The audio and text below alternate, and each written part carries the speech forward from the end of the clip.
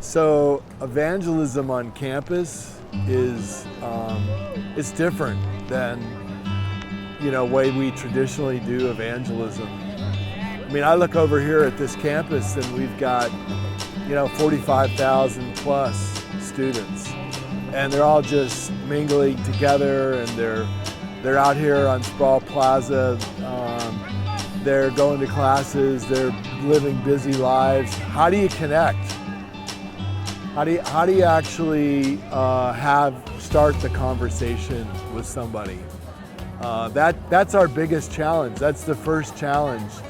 The best connection we can have is if we're actually a student on campus. If we're taking classes, because we're actually forming relationships, and it's just kind of natural. So those are really the best connections, the strongest connections. But if we're actually trying to do evangelism, and in our case, it's the field school of evangelism. Our seminary students don't have those connections, so we have to form them. We have to start those conversations. And one of the things that we've done in the past is like put up a big wall and invite people to write something on the wall. One year it was about being sexually assaulted and just their experience of that. Last year we had the Crave Wall, where we invited students to write about what their cravings were. And as they would write on the wall, we would ask them, so tell me about that craving. And that would be a way that we could begin conversations. Something that happened naturally that we weren't even planning on is we started bringing musical instruments to campus, and we were playing guitars and playing drums, and people would come by and just hang out with us, just sit with us, and we could have some amazing conversations. This year we're doing something different. We're doing free intelligent conversation, where our seminary students just walk around with a sign that says free intelligent conversation, and invites students in to talk about whatever they want to talk about. And you might think that's kind of crazy and that students wouldn't want to do that, but that's to the contrary. We find students love to talk about. In fact, they need to talk. In fact, they would actually prefer to talk to a stranger than a lot of times to talk to somebody that they know. So that's working really well.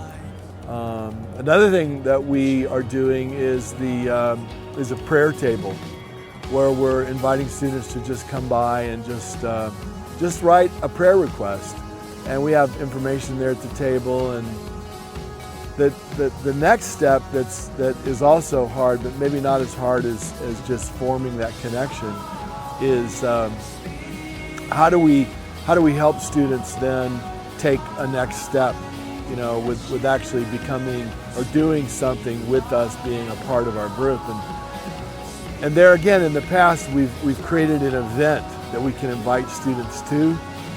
Like last year, we invited them to the Crave Talks, and Ty Gibson talked about how all of our cravings are leading us to the deeper questions of life, to talk about how our greatest craving is for life meaning. So we did that.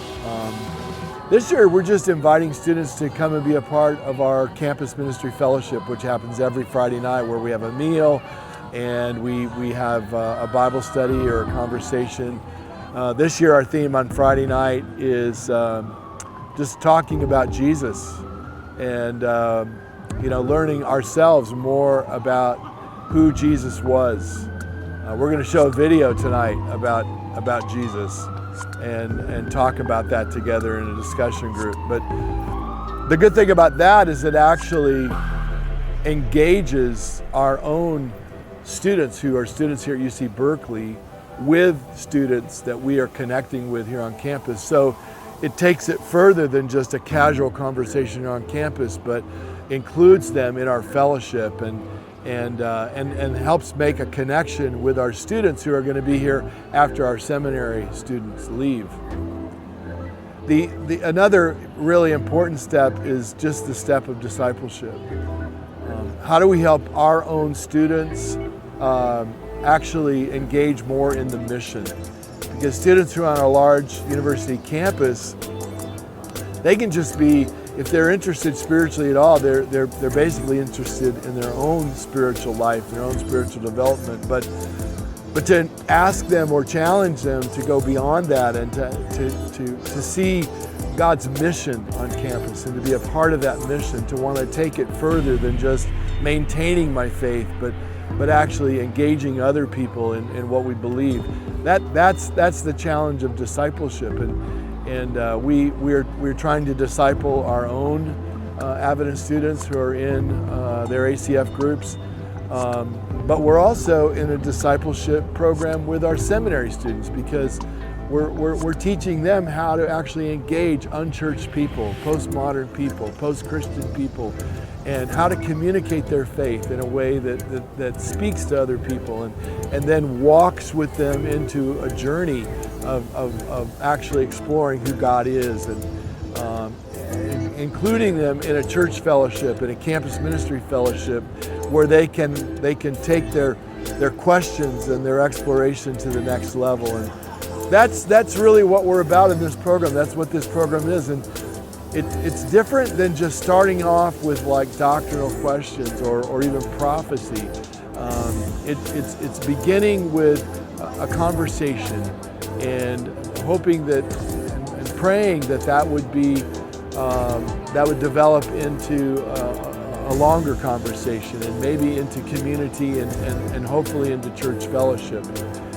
The one that we really have to rely on all of this is the Holy Spirit. The basis of our success is prayer and God's leading in people's lives. And it's knowing and trusting that God is actually working and calling people to Himself. And we just need to be out here being the people that can make those connections that God can use and that God can work through.